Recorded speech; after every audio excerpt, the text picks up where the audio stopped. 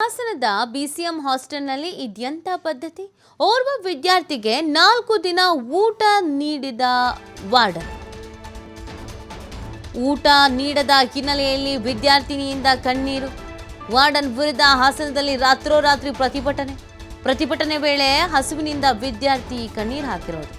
ಹಾಸನದ Akashvani ಹಿಂಭಾಗದಲ್ಲಿರುವಂತಹ BCM hostel warden ವಿರುದ್ಧ ಗಂಭೀರವಾದಂಥ ಆರೋಪ ಕೇಳಿ ಬರ್ತಾ ಇದೆ. ವಾರ್ಡನ್ ವಿರುದ್ಧ ಕ್ರಮ ಕೈಗೊಳ್ಳುವಂತೆ ವಿದ್ಯಾರ್ಥಿಗಳು ಆಗ್ರಹಿಸ್ತಾ ಇದ್ದಾರೆ. ಊಟ ಕೊಟ್ಟಿಲ್ಲ ಅಂತ, ಯಾಕೆ ಕೊಟ್ಟಿಲ್ಲ, ಏನು ಎತ್ತ ಮಾಹಿತಿ ಸಿಗಬೇಕಾಗಿದೆ. ವಾರ್ಡನ್ ವಿರುದ್ಧ ಕ್ರಮಕ್ಕೆ ವಿದ್ಯಾರ್ಥಿಗಳು ಇದೀಗ ಆಗ್ರಹಿಸ್ತಾ ಇದ್ದಾರೆ. ಪಾಪ ನೋಡಿ, ಕಣ್ಣೀರು ಹಾಕ್ತಾ ಇದ್ದಾರೆ ವಿದ್ಯಾರ್ಥಿಗಳು, ಊಟ ಕೊಟ್ಟಿಲ್ಲ ಅಂತ.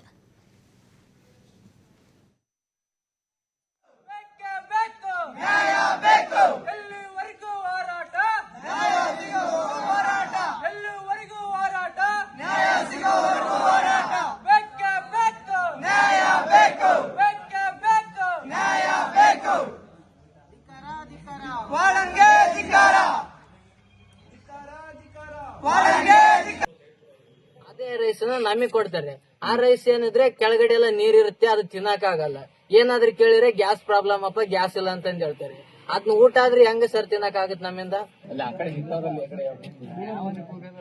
ಬೇಕೇ ಬೇಕು, ಬೇಕೇ ಬೇಕು, ಎಲ್ಲಿವರೆಗೂ ಹೋರಾಟ?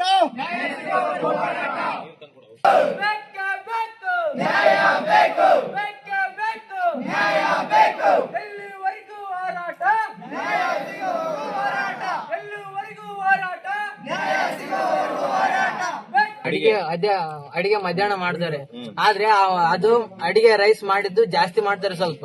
ಅದು ಊಟ ಮಾಡಿ ಮಿಕ್ಕಿರುತ್ತೆ, ಅದು ಹಂಗೆ ಇಟ್ಟಿರ್ತಾರೆ. ಅದು ಮತ್ತೆ ನೈಟ್ ಬರ್ತೀವಲ್ಲ ನಾವು, ಈಗ ಸ್ವಲ್ಪ ಕಡಿಮೆ ಜನ PUC ಎಲ್ಲರೂ ಹೋದ್ರು, ಅದಕ್ಕೆ ಕಡಿಮೆ ಜನ ಇದೀವಿ. ಇದಕ್ಕೆ ಅದೇ ರೈಸ್ ನಮಗ್ ಕೊಡ್ತಾರೆ. ಆ ರೈಸ್ ಏನಿದ್ರೆ ಕೆಳಗಡೆ ಎಲ್ಲ ನೀರಿರುತ್ತೆ, ಅದು ತಿನ್ನಕ್ ಆಗಲ್ಲ. ಏನಾದ್ರೂ ಕೇಳಿದ್ರೆ ಗ್ಯಾಸ್ ಪ್ರಾಬ್ಲಮ್ ಅಪ್ಪ, ಗ್ಯಾಸ್ ಇಲ್ಲ ಅಂತ. ಈ ಬಗ್ಗೆ ಮಾಹಿತಿ ನೀಡ್ತಾರೆ ನಮ್ಮ ಪ್ರತಿನಿಧಿ ಪ್ರಕಾಶ್. 4 ದಿನ ಆದ್ರೂ ಊಟ ಕೊಡಲ್ಲ, ನೆಟ್ಟಿಗೆ ಊಟ ಕೊಡೋಕ್ಕಾಗಲ್ಲ ಅಂತ ಅಂದಮೇಲೆ ಯಾಕೆ ವಿದ್ಯಾರ್ಥಿಗಳಿಗೆ ಟಾರ್ಚರ್ ಮಾಡ್ತಾ ಇದ್ದಾರೆ? ಏನ್ ಸಮಸ್ಯೆ ಆಗಿದೆ? ವಾರ್ಡನ್ ಏನ್ ಹೇಳ್ತಾ ಇದ್ದಾರೆ? ಊಟದಕ್ಕೆ ನಿಜವಾಗ್ಲೂ ಗ್ಯಾಸ್ ಪ್ರಾಬ್ಲಮ್ ಅಥವಾ ಏನ್ ಸಮಸ್ಯೆ ಏನು ಅಂತ?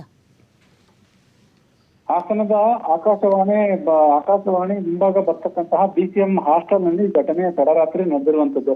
ಆ ದೃಶ್ಯಾವಳಿಗಳಲ್ಲಿ ಸಂಪೂರ್ಣವಾಗಿ ನೋಡಬಹುದು. ಓರ್ವ ವಿದ್ಯಾರ್ಥಿಗೆ 4 ದಿನಗಳಿಂದ ಊಟವನ್ನು ನೀಡಿಲ್ಲ. ಹಾಗಾಗಿ ವಾರ್ಡನ್ ಮೇಲೆ ಸದ್ಯದ ಆರೋಪವನ್ನ ಸದ್ಯಕ್ಕೆ ಅಲ್ಲಿನ ವಿದ್ಯಾರ್ಥಿಗಳು ಕೂಡ ಮಾಡ್ತಾ ಇದಾರೆ ಅನ್ನೋದು ಕೇಳಿ ಬರ್ತಾ ಇರುವಂತದ್ದು.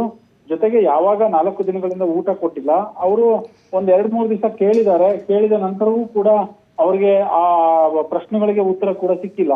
ಹಾಗಾಗಿ ಅವರ ಪ್ರತಿಭಟನೆಯ ದಾರಿಯನ್ನ ಹಿಡಿಬೇಕಾಗುತ್ತೆ. ಪ್ರತಿಭಟನೆಯ ರಾತ್ರೋರಾತ್ರಿ ಸುಮಾರು 10:30ಯಿಂದ 11 ಗಂಟೆಯ ಸಂದರ್ಭದಲ್ಲಿ ಪ್ರತಿಭಟನೆಯನ್ನು ಮಾಡ್ಲಿಕ್ಕೆ ಮುಂದಾಗಿರ್ತಕ್ಕಂಥದ್ದು. ಯಾಕಂದ್ರೆ ಹಾಸ್ಟೆಲ್ನ ವಾರ್ಡನ್ನ ಒಂದು ಏನು ನಿರ್ಲಕ್ಷ್ಯತನ ಅನ್ನೋದು ಇಲ್ಲಿ ಮೇಲ್ನೋಟಕ್ಕೆ ಗೊತ್ತಾಗ್ತಾ ಇರುವಂತದ್ದು. ಇದಕ್ಕೆ ಸಂಬಂಧಪಟ್ಟ ಹಾಗೆ ಹಿಂದುಳಿದ ವರ್ಗಗಳ ಕಲ್ಯಾಣ ಅಧಿಕಾರಿಗಳು, ಹಿರಿಯ ಅಧಿಕಾರಿಗಳು ಯಾವೆಲ್ಲ ರೀತಿಯಾಗಿ ಕ್ರಮ ಕೈಗೊಳ್ತಾರೆ ಅನ್ನೋದನ್ನ ನೋಡ್ಬೇಕಾಗುತ್ತೆ. ಯಾಕಂದ್ರೆ ಅಲ್ಲಿ ಓರ್ವ ವಿದ್ಯಾರ್ಥಿ ಜೊತೆಗೆ ಒಂದಿಷ್ಟು ಆರೋಪಗಳನ್ನು ಕೂಡ ಮಾಡ್ತಾ ಇರುವಂತದ್ದು. ಸರಿಯಾದಂತಹ ಶೌಚಾಲಯ ಅಲ್ಲಿ ಸರಿಯಾಗಿಲ್ಲ, ಜೊತೆಗೆ ನಮ್ಗೆ ಕೊಡುವಂತ ಆಹಾರವೂ ಕೂಡ ಗುಣಮಟ್ಟದ ಆಹಾರ ಆಗಿಲ್ಲ.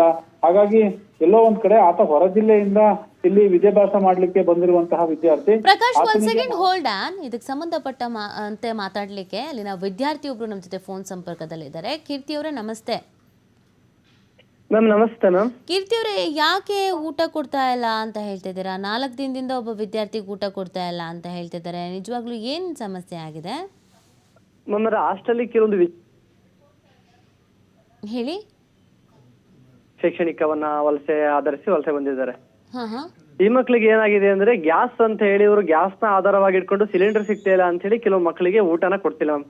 ಒಬ್ಬ ವಿದ್ಯಾರ್ಥಿಗಳ ಕೆಲವು ಮಕ್ಕಳಿಗೆ ಬೇರೆಯವರಿಗೆಲ್ಲ ಊಟ ಕೊಡಕ್ಕಾಗತ್ತೆ, ಕೆಲವರಿಗೆ ಕೊಡೋದಕ್ಕೆ ಗ್ಯಾಸ್ ಇಲ್ವಂತ. ಗ್ಯಾಸ್ ಇಲ್ಲ ಅಂತೆ. ಮತ್ತೆ ಒಂದು ಬಕೆಟ್ ಅನ್ನ ಉಳಿತದೆ, ಆ ಅನ್ನನೂ ಕೂಡ ಅವ್ರು ಚೆಲ್ತಿದ್ದಾರೆ. ಈ ಮಕ್ಕಳಿಗೆ ನಾವು ಗ್ಯಾಸ್ ಇಲ್ಲ ಅನ್ನೋ ಹೇಳಿ ರೀಸನ್ ಕೊಟ್ಟಿದ್ದಾರೆ ಮ್ಯಾಮ್.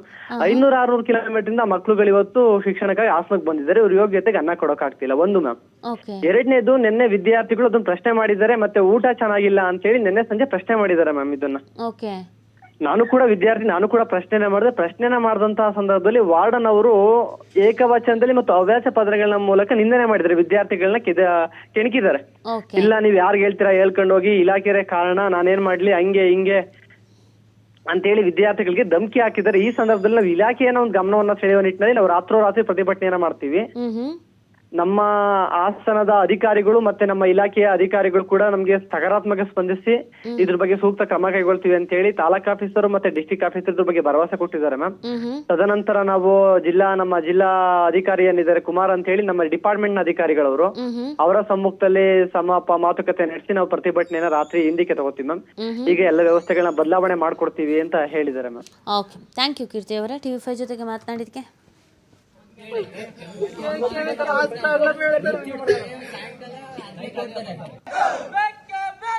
ನ್ಯಾಯ ಬೇಕು.